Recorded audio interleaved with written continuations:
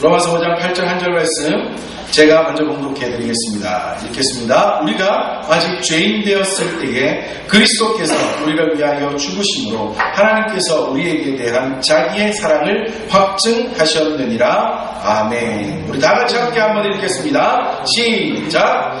우리가 아직 죄인 되었을 때에 그리스도께서 우리를 위하여 죽으심으로 하나님께서 우리에 대한 자기의 사랑을 확증하셨느니라. 아멘. 우리 옆에 분들과 함께 인사 나누겠습니다. 일주일 동안 잘 지내셨습니까? 일주일 동안 잘 지냈습니까? 마음을 인사 나누겠습니다. 은혜 받읍시다. 은혜 받읍시다. 우리가 사역기를 통한 전도 방법에 대해서 2주 전에 공부를 하다가 우리 목사님 초청하신 분이 한 분 계시고 또 지난주에 다른 설교를 하느라고 잠시 쉬었습니다. 오늘 계속해서 우리 사역기를 통하여서 전도를 어떻게 할 수 있는지 또한 복음이 무엇인지에 대해서 함께 계속해서 말씀 살펴보도록 하겠습니다. 여러분, 영국의 왕 중에 조지 5세라는 왕을 아십니까? 이 사람은 1800년 후반 때부터 1936년까지나 영국의 왕으로서 재위하던 그러한 사람인데, 이 사람이 왕으로서 최초로 라디오 방송을 한 그러한 왕이었다고 합니다. 근데 이 사람이 어느 날 아주 중요한 메시지를 전하던 중, 아마 군사력에 대한, 그러니까 다른 나라와 전쟁이나 아니면 다른 나라를 도우는, 여하튼 군사에 관련된 또는 전쟁에 관련된 아주 중요한 메시지를 라디오를 통하여서 온 국민에게 전달하고 있는 그때였습니다. 그런데 그만 방송을 전달하던 방송회사의 실수로 아주 중요한 전선이 그만 끊어져 버렸어요. 그게 끊어지니까 방송이 나갈 수 있겠습니까? 어떻게 해야 될까? 막 그걸 고치려면 다시 선을 잇고 제대로 고쳐서 제대로 방송을 내려면 시간이 좀 걸리는데, 그것을 가만히 보고 있던 한 수리기사가 얼른 그 끊어진 두 전선을 양손에 쥐고는 그것을 임시방편으로 묶은 다음 그 부분이 또 떨어질까봐 자기 손으로 꽉 잡고 왕이 방송을 끝낼 때까지 기다렸다. 나중에 보니 그 사람은 손에 화상을 입을 정도로 얼마나 괴로웠겠습니까? 여러분, 우리 작은 조그마한 전류가 흐르는 전선도 잡으면 찌릿찌릿하지 않습니까? 요즘 우리 여름에 많이 쓰는 그 모기채 아시죠? 찌직찌직하는 모기채. 그게 살에 잠시 대여도 깜짝 놀랄 정도로, 그죠? 그게 아주 낮은 전압임에도 불구하고 깜짝 놀랄 정도인데, 이 사람은 방송 장비를 통해서 음성을 출력하는 그 선, 아주 중요한 선이 떨어져 그것을 잡았으니 얼마나 손이 찌릿찌릿하고 막 괴로웠겠습니까?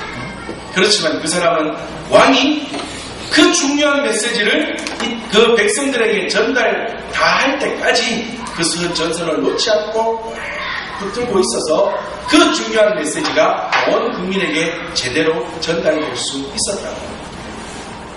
여러분, 우리 하나님은 하나님이 만드신 모든 백성들에게, 하나님이 만드신 이 땅의 모든 사람들에게 하나님의 말씀을 전해주기를 원하십니다. 이 땅의 모든 인생들이 하나님이 어떠한 마음을 가지시고 이 땅을 만드시고 이 땅을 운행하시는지 하나님의 그 마음을 알아듣기를 원하십니다. 그런데 우리가 잘 알듯이 사람과 하나님 사이에는 죄라는 것이 들어와 그만 그 사이가 끊어져 버리고 말았습니다. 그래서 그 사이가 끊어졌기에 더 이상 사람들이 하나님의 말씀, 하나님의 음성을 듣지 못합니다. 예수 그리스도께서 오셔서 그 가운데를 메워주심으로, 다리가 되어주심으로 하나님을 만날 수 있는 그러한 길을 열어주셨지만 사람들은 여전히 그 말씀을 잘 알아듣지를 못해요. 그래서 하나님은 우리 사람들을 통하여서 하나님의 말씀을 전하여 듣게 하기를 원하십니다. 끊어진 그 선을 바로 새롭게 이어서 연설이 끝날 때까지 위험하지만 그 전선을 꼭 붙들고 있는 그 수리 기사처럼 우리를 통하여서 하나님의 말씀이 이 땅 가운데 전해지시기를 원하고 계십니다. 가운데 끊어진 하나님과 사람 사이를 꽉 메어서 꼭 붙들고 있는, 다시 말해서 하나님의 말씀을 이 땅 가운데 전하는 그러한 하나님의 사람이 되기를 원하신다는 것입니다. 오늘 이 시간이 이 부족한 종이 전하는 하나님의 이 말씀이 여러분에게 끊어진 하나님과의 사이, 그 사이를 잇는 하나님의 귀한 말씀이 되기를 소망합니다. 그리고 또한 우리 모든 성도님들이 이 말씀을 듣고 전도 대상자들에게, 또한 우리의 이웃들에게, 우리의 가족들에게 나아가 하나님의 그 말씀을 전할 수 있는, 있게 할 수 있는 귀한 사람으로 거듭나는 그런 귀한 은혜의 시간이 되기를 주님의 이름으로 축복합니다. 아멘. 우리는 11월 16일 날 추수감사주일과 전도주일로 지키기 위하여 그 날을 앞두고 계속해서 기도하며 전도하고 있습니다. 우리가 지지난주에 제 사형리를 통한 전도 방법 중 제 1원리와 2원리에 대해서 공부했습니다. 이 사형리만 우리가 잘 알고 있어도요, 전도하는데 굉장히 좋습니다. 나눠드린 책자들을 보시면 하셔도 되지만 1원리, 2원리, 3원리, 4원리 그냥 타이틀 글만, 그 타이틀 글만 통하여서도 우리가 전도를 할 수 있습니다. 왜냐하면 잠시 후에 그 끝에 말씀을 드리겠지만 복음을 듣는 자가 믿기로 작정하는 것은 듣는 자의 마음이 아니라 하나님이 믿도록 만들어 주시는 하나님의 작용, 하나님의 일하심이기 때문에 우리는 전도할 때 그냥 원리의 타이틀만 가지고 가서 전하여도 하나님이 택하신 믿을 자는 믿게 되는 역사가 일어나게 될 줄 믿습니다. 그러면 우리가 1원리, 2원리, 3, 4원리, 사형리에 대해서 계속해서 공부해 갈 때에 우리 이 시간 함께 예배하며 말씀을 듣는 우리 모든 성도님들도 다시 한번 복음에 대하여 새롭게 듣고 깨닫는 시간이 되시며, 또한 이 원리를 가지고 나아가 전도 대상자들에게 전함으로 정말 하나님이 주신 그 사명, 전도의 사명을 잘 감당할 수 있는 그런 우리 모든 믿음의 식구들 되시기를 다시 한번 주님의 이름으로 축복합니다. 자, 우리가 지지난주에 공부했던 1, 2 원리에 대해서 먼저 복습하고 3, 4원리로 가겠습니다. 제 1원리 먼저 우리 함께 읽어보겠습니다. 1원리에 대해서 보여주세요. 시작! 하나님은 당신을 사랑하시며 당신을 위한 놀라운 계획을 가지고 있습니다. 우리가 그때 한 것처럼 당신을 나로 바꾸어서 다시 한번 읽어보겠습니다. 다음 장면 시작! 하나님은 나를 사랑하시며 나를 위한 놀라운 계획을 가지고 계십니다. 하나님은 우리를 사랑하신답니다. 아니, 우리 이러니까 모두 뭉뚱그려진 것 같은데 빼고 나를 사랑하신답니다. 하나님이 우리 시간 함께 예배드리는 한 분 한 분 모든 성도님들을 사랑하신답니다. 얼마나 사랑하시냐면 여러분은 사랑하는 사람을 위하여, 사랑하는 가족을 위하여 얼마만큼 사랑할 수 있으십니까? 우리 하나님은 우리를 사랑하시되 이만큼 사랑하셨습니다. 요한복음 3장 16절에 하나님이 세상을 이처럼 사랑하사 독생자를 주셨으니 이는 저를 믿는 자마다 멸망치 않고 영생을 얻게 하려 하심이니라. 여러분, 하나님이 세상을, 아니 이 세상도 세상을 빼고 나로 바꾸면 됩니다. 하나님이 나를 사랑하셨는데 얼마만큼 사랑하셨다고요? 독생자를 주시기까지. 하나님의 하나뿐인 독생자 아들 예수 그리스도를 우리에게 내어주시기까지. 그런데 그냥 내어주셨습니까? 아니, 십자가에 죽게 하시기 위하여 내어주시기까지 우리를 사랑하셨다. 하나님 우리를 얼마나 사랑하셨냐고요. 세상에 제가 누구를 사랑하여, 세상에 제가 누구를 좋아한다고 하여 제 아들들을 그 사람에게 내어줄 수 있겠습니까? 할 수 없습니다. 저는요, 누구를 대신하여 매 한 대 맞는 것도 두려운 사람입니다. 우리는 누구를 사랑한다 한들 그 사람을 대신하여 무엇 해줄 수 있겠습니까? 그런데 우리 하나님은 우리를 사랑하셔서, 아니 나를 사랑하셔서 독생자 아들 예수 그리스도를 우리에게 내어주셨다. 그리고 그 하나님은 우리를 그렇게 사랑하실 뿐 아니라 그냥 사랑하신 다음 툭 내버려 두시는 것이 아니라 나를 통하여, 우리를 통하여 놀라운 일을 일으키시기 위하여 놀라운 계획을 가지고 계십니다. 여러분, 우리가 지금 이렇게 하루하루 살아가는 것이 내 힘으로 살아가는 것 같습니까? 내 능력으로 살아가는 것 같습니까? 아닙니다. 하나님의 섭리하시고 하나님의 계획하신 놀라운 은혜로 인하여서 우리가 이렇게 살아가고 있는 것입니다. 하나님은 우리를 사랑하시고 우리를 통하여 놀라운 계획을 가지고 계시는 거예요. 그런데 여러분, 우리는 지금 예수 그리스도를 믿어 하나님의 사랑이 어떠한지 느끼고 누리며 하나님이 나를 통한 하나님의 놀라우신 계획이 무엇인지 우리는 날마다 경험하며 살아갈 수 있습니다. 살아가고 있습니다. 그런데 이것을 모르는 자들, 하나님이 나를 얼마나 사랑하셨는지, 하나님이 나를 얼마나 기뻐하시고 나를 통하여 행하실 일들이 얼마나 놀라운 일인지를 알지 못하는 사람들은, 아니 하나님에 대하여 알지 못하고 믿지 못하는 사람은 이것을 누리지 못하고 살아갑니다. 왜냐하면 그 가운데에 죄가 있기 때문입니다. 제2원리 우리 함께 읽어보겠습니다. 제2원리 보여주세요. 시작. 사람은 죄에 빠져 있습니다. 하나님으로부터 떠나 있습니다. 그러므로 하나님의 사랑과 계획을 알 수 없고 또 그것을 체험할 수 없습니다. 여기서도 사람을 빼고 나를 넣어 읽어봅시다. 시작. 나는 죄에 빠져 있습니다. 하나님으로부터 떠나 있습니다.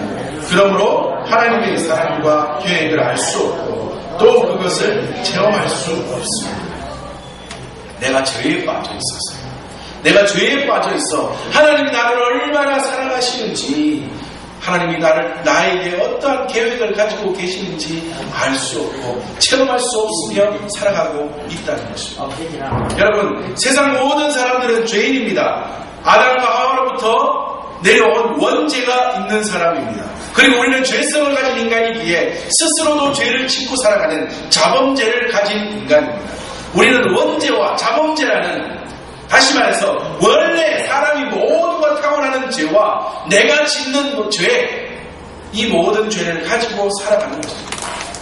이 말씀을 드리면 우리가 전도하다가 제2원리를 전하면서 사람은 모두가 죄인입니다 말하면 사람들이 뭐라 그럴까요? 뭐라 하노? 내가 뭔 죄인인데? 내가 뭔 죄를 지었다고? 사람들은 거부합니다.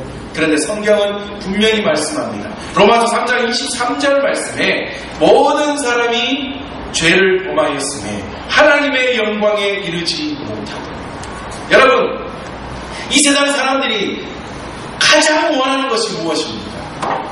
여러분, 무엇 때문에 살아가십니까? 돈 많이 벌려고 살아가십니까? 좀 권력을 가지려고 살아가십니까? 명예를 가지고 싶어 살아가십니까? 아니, 그렇다 대답하는 분들에게도 왜 돈 벌고 싶어요? 왜 권력을 가지고 싶어요? 왜 명예를 가지고 싶어요? 하면 그 질문이 파고들어가면 결국에는 뭐예요? 사람이 왜 살아가는 것입니까? 행복해지려고 살아가는 거예요.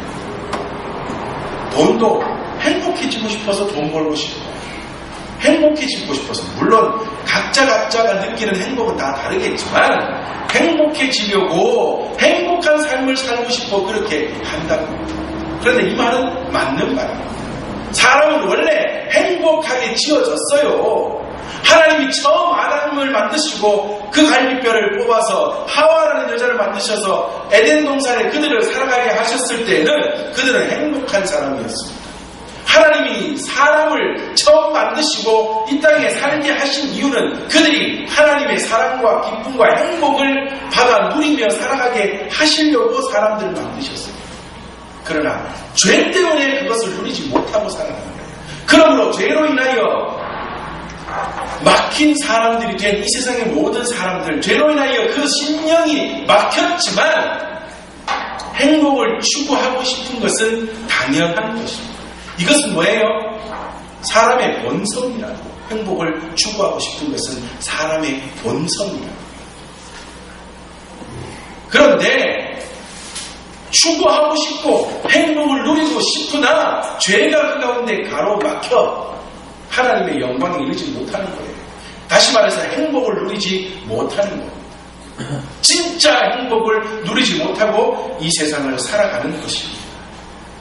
자, 그렇다면 모든 사람이 죄를 범하였으며 하나님의 영광에 이르지 못한다고 했는데, 좀 더 쉬운 말로 하면 모든 사람이 죄를 지어서 행복을 누리지 못한다고 하는데, 그렇다면 진짜 하나님이 우리에게 주신 행복, 다시 말해서 하나님의 영광에 이르는 삶을 살기 위해서는 어떻게 하면 되겠습니까? 무엇을 하면 하나님의 영광, 하나님의 행복을 회복할 수 있겠습니까? 그것을 제3원리에서 말씀해주고 있습니다. 자, 제3원리 함께 읽어보겠습니다. 시작! 예수 그리스도만이 사람의 죄를 해결할 수 있는 하나님의 유일한 길입니다. 당신은 그를 통하여 당신에 대한 하나님의 사랑과 계획을 알게 되며 또 그것을 체험하게 됩니다. 또 바꿔보죠. 사람이나 당신을 나로 바꿔서 읽어봅시다. 시작!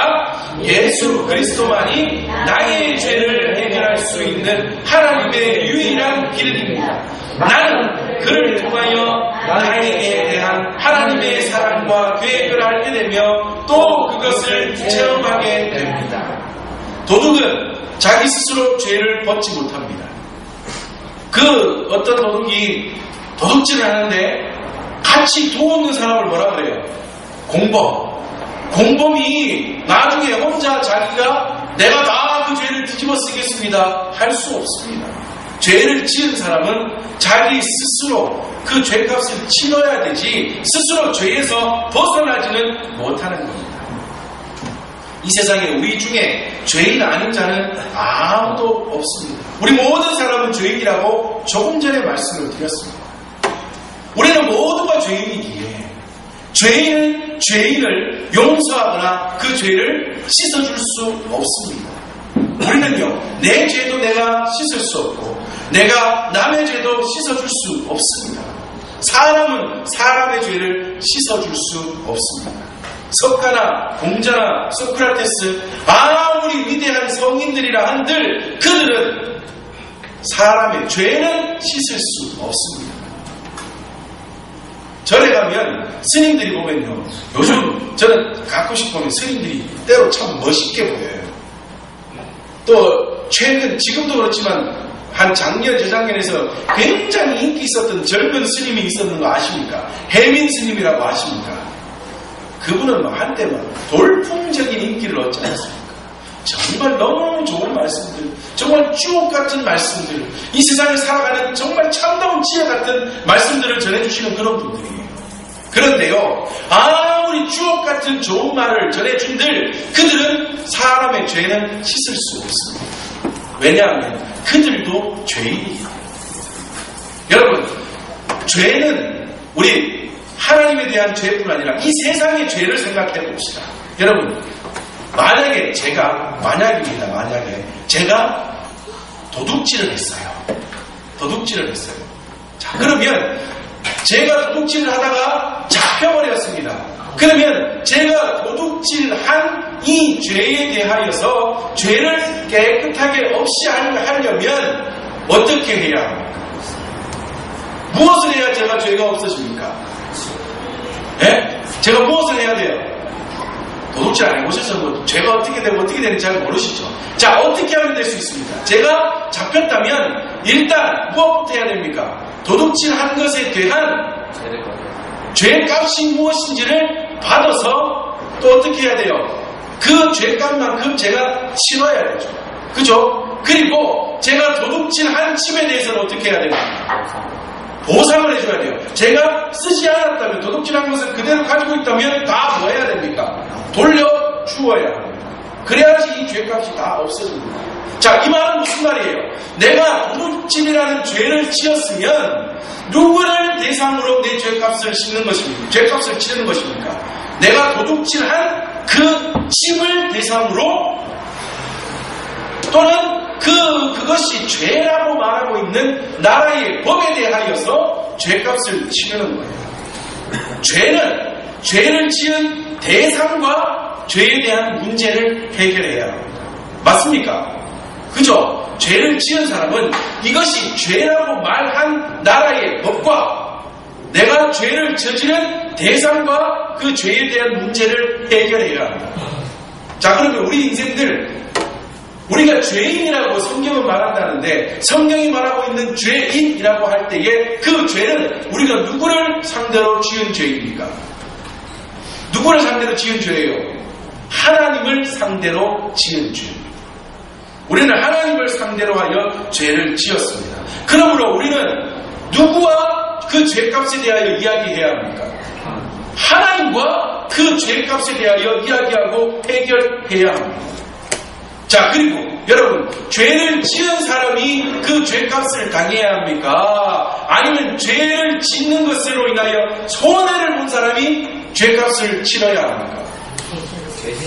죄 지은 사람이 죄값을 치르는 게 맞습니다. 제가 도둑질을 했어요. 그런데 경찰에 가가지고 도둑질 당한 집에 가가지고 당신들은 도대체 이 집의 보안을 어떻게 했길래 왜 도둑이 들어오게 만듭니까? 왜? 이 나라에서 도둑질은 분명히 죄라고 말했는데 당신들이 집을 제대로 문을 잠그지 않고 가고 보안망도 제대로 하지 않고 이렇게 허술하게 집을 놔두니 도둑질을 당했죠. 그러므로 당신도 죄를 줘 죄값을 받아야 합니다. 그런 경찰이나 그런 나라 있겠습니까? 없습니다. 아니, 도둑질 당한 것도 지금 서러워 죽겠는데 기분 나빠 죽겠고 지금 막 화가 나는데 도둑질 당했다고 그것이 잘못이라고 말하면 그런 엉터리 같은 말이 어디에 있겠어요? 분명히 죄를 지은 사람은 죄를 지은 그 사람이 죄를 지은 사람이 죄값을 치러는 것이 분명한 것입니다. 자, 다시 돌아갑니다. 우리는 누구를 상대로 죄를 지었다고요? 하나님을 상대로 죄를 지었습니다. 죄를 지은 사람은 누구예요? 우리입니다. 납니다. 죄를 당한 사람은 누구예요? 하나님이십니다. 그러면 죄값은 누가 받아야 돼요? 죄값은 누가 받아야 돼요? 죄를 지은 누가 받아야 됩니까? 내가 받아야 된다고요. 내가. 맞죠? 우리가 죄값을 받아야 돼요. 그런데 신기한 일이 벌어졌습니다. 하나님이 제2원리를 통하여서 하나님 죄 때문에 하나님과 사람 사이가 가로막혔다고 말하면서 그리고 그 죄의 문제를 해결해야 된다고 말씀하시는데 그렇다면 하나님이 우리의 목을 조르거나 우리의 팔을 비틀어서 잘못했다고 항목을 받아내시거나 우리에게 죄값을 물어서 우리를 매우 치시거나 하셔야 되는데 하나님은 그렇게 죄의 문제를 해결하시는 것이 아니라 어떻게 하셨다고요? 죄의 문제를 해결할 수 있는 유일한 길을 만들어 주셨는데 길 대신 예수 그리스도를 우리에게 주시며 그 예수 그리스도가 십자가에 죽고 부활하게 하심으로 우리의 죄의 문제를 해결하셨다. 세상에 이런 일이 어디에 있습니까? 우리 인간들의 죄를 해결하시기 위하여 하나님이 우리에게 죄값을 물으시는 것이 아니라 죄를 당하신 잘못으로 인하여 손해를 본 하나님이신데 그 하나님이 죄를 용서하시기 위하여서 다시 자기 아들 독생자 아들 예수 그리스도를 내어주시면서 십자가에 죽으심으로 그리고 사흘 만에 부활하심으로 그 예수 그리스도를 믿으면 죄 용서함을 받는 유일한 길을 죄 용서의 유일한 길을 만들어 주셨답니다. 다시고 쉽게 얘기하면 나 살리시려고 하나님의 아들을 죽는 자리에 내어주셨다고. 야, 내 아들 예수 그리스도를 죽여도 좋다. 너희들이 살 수 있다면 내 아들 독생자 예수 그리스도 십자가에 못 박혀 죽어도 괜찮다 하시면서 내어주신 것입니다. 세상에 이런 사랑, 이런 놀라운 사랑이 세상에 또 어디에 있습니까? 로마서 5장 8절 말씀에 우리가 아직 죄인 되었을 때에 그리스도께서 우리를 위하여 죽으심으로 하나님께서 우리에 대한 자기의 사랑을 확증하셨느니라. 독생자는 예수 그리스도를 우리에게 주심으로 우리를 예수 그리스도를 죽게 하심으로 나를 위하여 죽게 하심으로 하나님이 나를 얼마나 사랑하셨는지를 나타내 보여주셨다. 이 이야기가 실제인지 지어낸 이야기인지 모르겠지만 이런 이야기가 있습니다. 아버지와 두 형제가 살고 있었습니다. 형은 온유했고 동생은 난폭했습니다. 그들이 자라 형은 아름다운 가정을 이루고 착실하게 살았지만 동생은 집을 나가 제 마음대로 살았습니다. 어느 날 밤 모두 깊은 잠에 빠져있는 늦은 시간에 형의 집의 대문을 누군가 쾅쾅쾅쾅 두드립니다. 나가보니 동생이었습니다.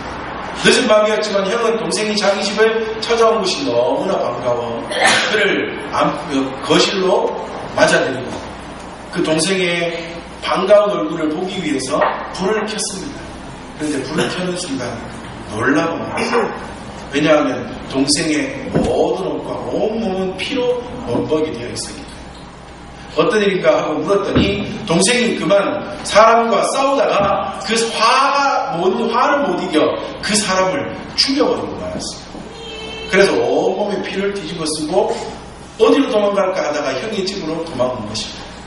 그 순간 밖에서는 경찰이 누군가 범인을 쫓아왔는데 어느 집으로 들어갔다는 것을 알고는 형의 집의 대문을 꽝꽝꽝 두드리면서 빨리 문 열라고 소리를 치고 있습니다.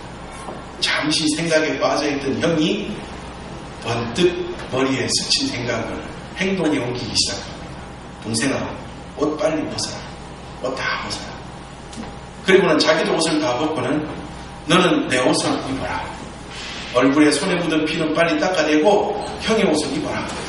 그리고 형은 피가 범벅이 된 동생의 옷을 자기가 입고는 대문으로 나가 경찰에 잡혀버렸습니다.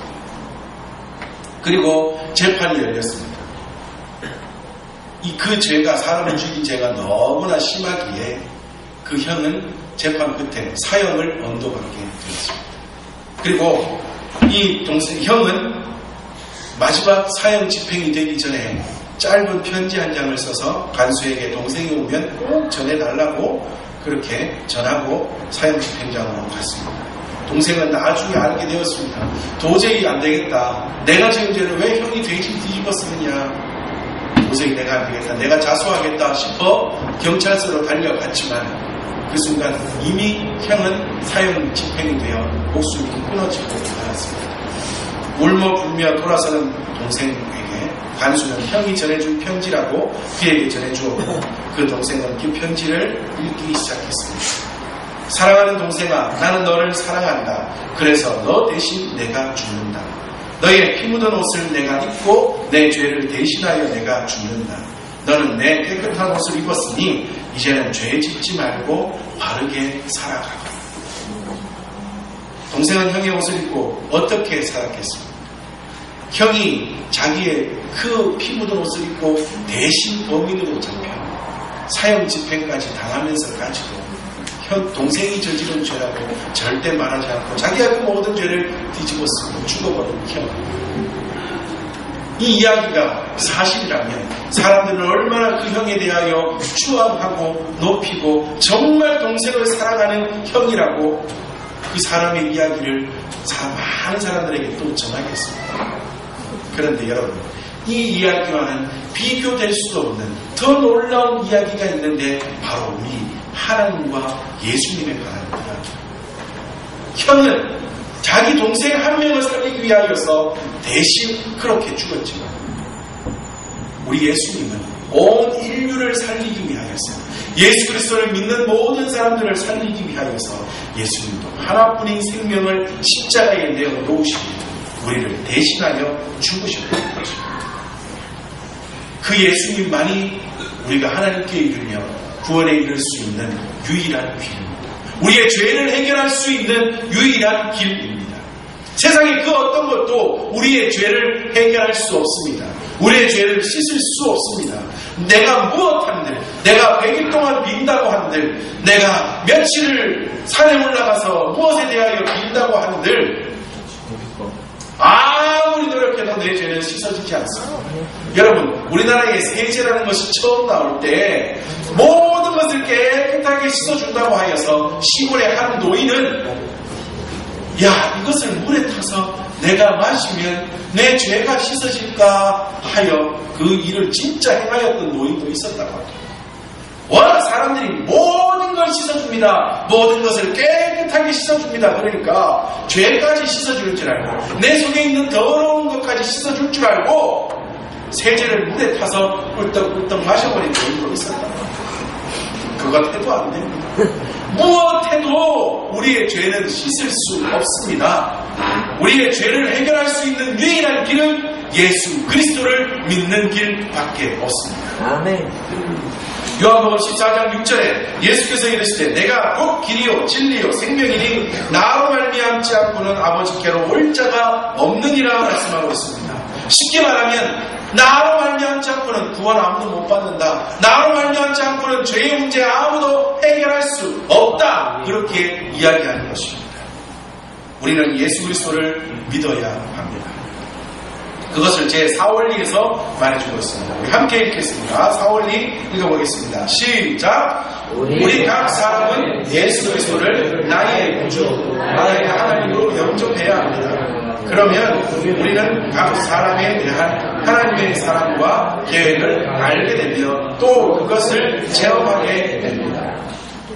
요한복음 1장 12절에 영접하는 자, 곧 그 이름을 믿는 자들에게는 하나님의 자녀가 되는 권세를 주셨으니 라고 말하고 있습니다.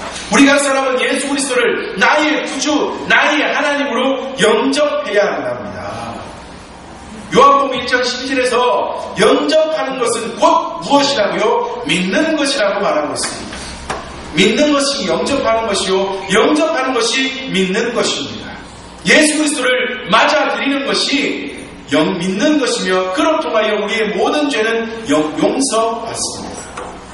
여러분, 영접이라는 말, 집에 손님이 오면 어떻게 합니까? 집에 손님이 오면 영접하지 않습니까? 이 말은 무슨 말이에요? 손님을 내 집에 들어오게 하셔서 대접한다. 이것이 영접하는 것 아닙니까? 그죠? 예수 그리스도를 뭐 하면 된다는 겁니까? 내 마음속에, 내 심령 가운데 들어오게 하셔서 이제는 예수님이 내 주인이고 뭐 하면 되는 거예요? 대접하면 돼요. 이것이 영접이요, 이것이 믿는 것입니다. 이 시간 함께 예배드리는 우리 모든 믿음의 식구들이 먼저 하나님을 믿고 하나님을, 예수 그리스도를 나의 구주, 나의 하나님으로 영접할 수 있는 귀한 분들이 되기를 바랍니다. 여러분, 그런데요, 예수님을 믿는 것, 예수님을 영접하는 것, 이거 누가 하는 겁니까? 누가 하는 거예요? 누가 하는 겁니까? 에베소서 2장 8절 9절 너희는 은혜에 의하여 믿음으로 말미암아 구원을 받았으니 이것이 너희에게서 난 것이 아니요 하나님의 선물이라. 행위에서 난 것이 아니니 이는 누구든지 자랑하지 못하게 함이라. 우리가 믿는 그 믿음, 예수 그리스도를 믿는 거, 영접하는 것이 믿음이라고 말했는데 이 믿음은 누가 주는 거라고요? 하나님이 선물로 주는 거래요. 선물. 하나님이 선물로 주시는 거라고.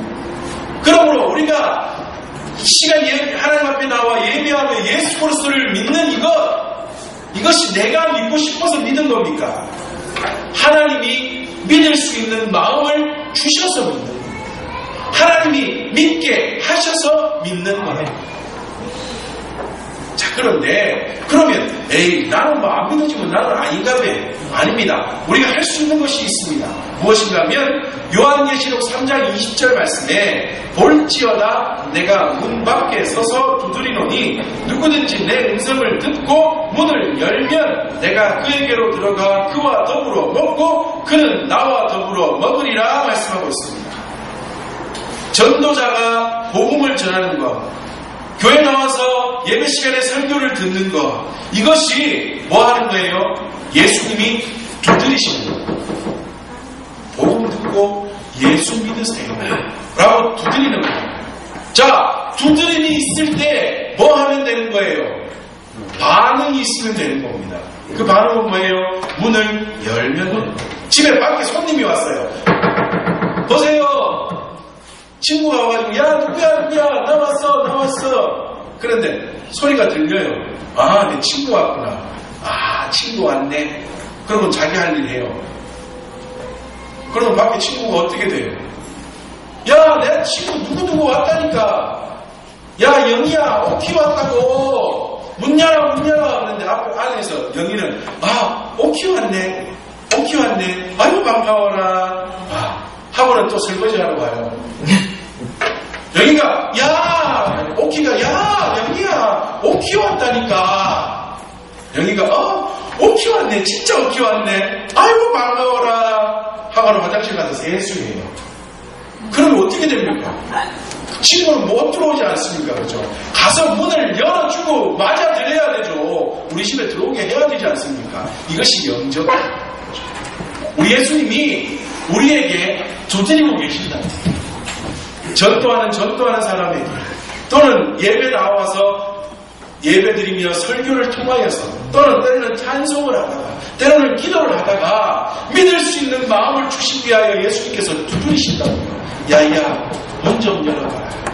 마음의 문 좀 열어봐라. 내가 들어가서 너의 인생의 주인이 되기를 원한다. 예수님께서 두드리신다. 근데 우리는 뭐 하면 됩니다? 뭐 하면 됩니까? 예, 예수님 들어오십시오. 문 활짝 열고 맞아 드리면 됩니다. 이것이 영접이요, 이것이 믿음입니다.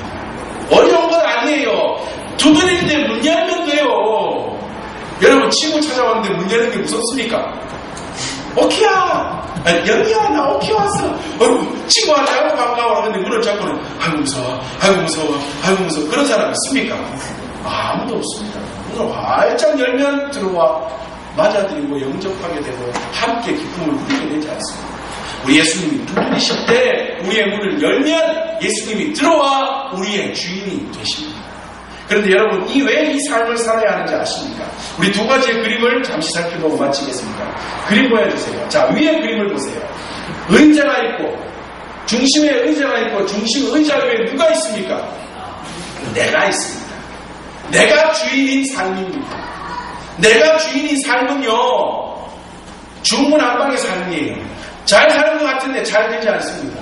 여러분, 옛날에 나왔던 그 여자 가수가 불렀던 노래는 뭡니까? 세상은 뭐예요? 세상은 요지경. 잘하십니다. 세상은 요지경. 진짜예요. 세상은 요지경입니다. 세상은 왜 요지경인 줄 아십니까? 내가 내 인생의 주인공으로 살면 내 인생은 요지경 됩니다. 어지럽습니다. 휘황찬란해 보이나 잘 되는 것 같으나 요지경이에요. 질서가 잡히지 않고 제 마음대로 살아가는 울퉁불퉁한 삶이 됩니다. 그런데 밑에 그림을 보세요. 의자에 누가 계십니까? 가운데 하나님이 계십니다. 내 주님, 내 예수님, 나의 하나님이 내 인생 가운데 찾아오셔서 나의 주인이 되시면 내 인생이 어떻게 됩니까? 질서 정연한 하나님이 기뻐하시는 올바른 인생이 됩니다. 어떤 삶을 살아가기를 원하십니까? 내가 내 인생에 내가 주인공이 되어 내가 주인이 되어 사시겠습니까? 요지경 세상 속에서 요지경 인생을 살아가시겠습니까? 아니면 하나님이 내 인생의 주인이 되셔서 너무나 행복하고 너무나 질서정연하고 너무나 올바른 날마다 기쁨을 누리는 저 삶을 살아가시겠습니까? 나와 하나님 관계를 끊어지게 만든 저의 문제를 해결할 수 있는 유일한 길 대신 예수 그리스도를 내 인생에 맞아들여 나의 인생의 주인으로 모심으로 인하여 기쁨과 감사와 행복을 누리는 그 삶을 살아가시는 저와 우리 모든 믿음의 식구들 되시기를 주님의 이름으로 축복합니다.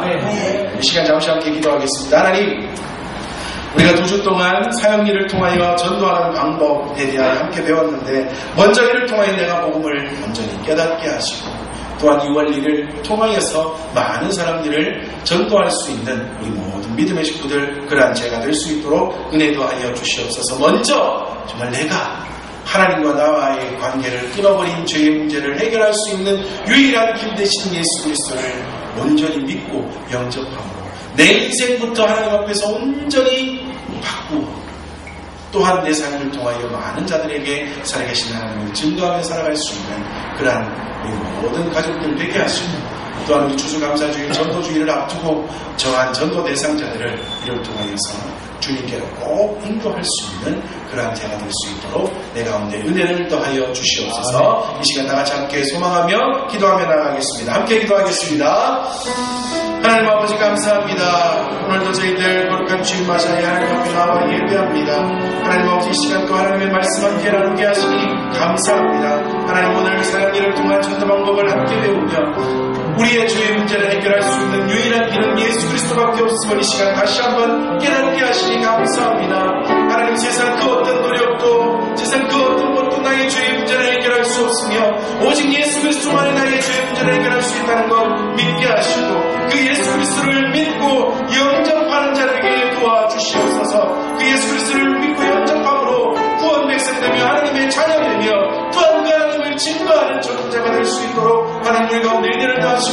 역사하여 주시옵소서. 내 인생의 주인이 나가 되어 아버지 정말 너무나 요지경 같은 인생을 살아왔음을 하나님 앞에 고백합니다. 하나님 이제는 하나님이 기뻐하시는 온전한 인생을 살기 위하여 나의 주 나의 예수 그리스도 나의 하나님을 내 인생의 주인공으로 모셔드리며 영접함으로 믿음으로 정말 하나님이 기뻐하시는 온전한 삶을 살아가는 우리 모든 믿음의 식구들의 삶이 되게 하나님 도우시고 역사하여 주시옵소서. 또한 이 말씀을 통하여서 우리가 계속하여 전도함으로 아버지 오늘 우리 추수감사절 전도주일에 많은 분들과 함께 예배할 수 있는 우리 말복의 성명교회와 우리 모든 믿음의 식구들이 될 수 있도록 하나님 은혜 더하시고 역사하여 주시옵소서. 이 시간 함께 예배하는 우리 모든 믿음의 식구들 하나님 붙들어주시고 그 가정과 그 삶과 아버지 사업과 성결의 직장 모든 것이 다 알게 하시고 아버지 그들의 삶을 통하여 살아계신 하나님이 온 열방까지 증거되는 귀한 은혜가 임하도록 하나님 도우시고 역사하여 주시옵소서. 성령의 기름을 부어주시고 예수 그리스도의 권능을 부어주시사 날마다 하나님의 은혜를 위하여 기뻐하며 하나님 주시는 은혜를 누리며 살아가는 우리 모든 믿음의 가족들에게 도우시고 역사하여 주시옵소서. 아버지 은혜 더하여 주시옵소서.